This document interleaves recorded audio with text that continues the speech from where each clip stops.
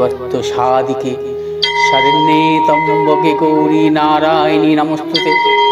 ओम शरणागत दीनार्थ परित्राणपरायणे सर्वस्वार्थी हरे देवी नारायणी नमोस्तुते। ओम सृष्टिस्थिति विनाशनं शक्तिभूते सनातनी गुणाश्रये गुणमये नारायणी नमोस्तुते। नमस्कार दर्शकबृंद, আমি পণ্ডিত দেবশ্রী জাত বলছি। ভারতের সাধকদের নিয়ে ধারাবাহিক আলোচনা বামাখ্যাপাকে বাদ দিয়ে হতে পারে না, কারণ তার মতো মহান ও ব্যতিক্রমী সাধক এদেশে খুবই কম আছে। তারাপীঠ নিয়ে আমি আগেও বলেছি, সেখানে বামাখ্যাপা প্রসঙ্গে নিশ্চয়ই এসেছে।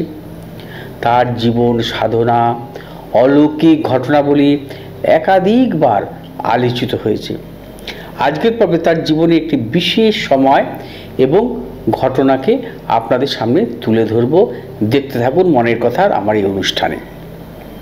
এমনটা নয় যে তারাপীঠ মন্দিরে আসার প্রথম দিন থেকেই বামার জয় জয়কার শুরু হয় বা সবাই তার অলৌকিক ক্ষমতা স্বীকার করে নেয়।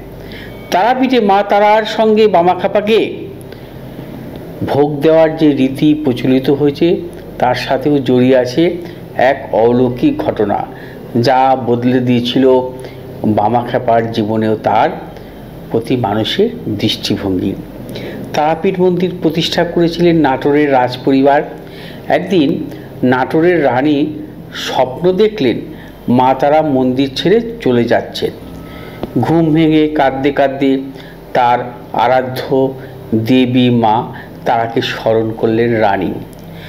দু হাত জোর করে মাকে বললেন, মাগো, আমি কি অপরাধ করেছি যে তুমি স্বপ্নে এসে আমাকে বললে এ রাজ্য ছেড়ে আমি চলে যাব? মা উত্তরে মায়ের আদেশ ভেসে এলো রানীর কানে।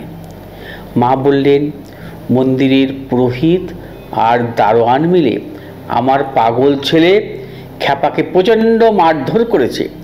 ওরা জানে না যে তাদের ওই মার আসলে আমার শরীরেই পড়েছে। আমার দেহ ক্ষতবিক্ষত হয়ে গেছে। আমার খ্যাপা ছেলের অপরাধ ছিল যে সে আমারই ডাকে আমার সঙ্গে ভোগ খাচ্ছিল।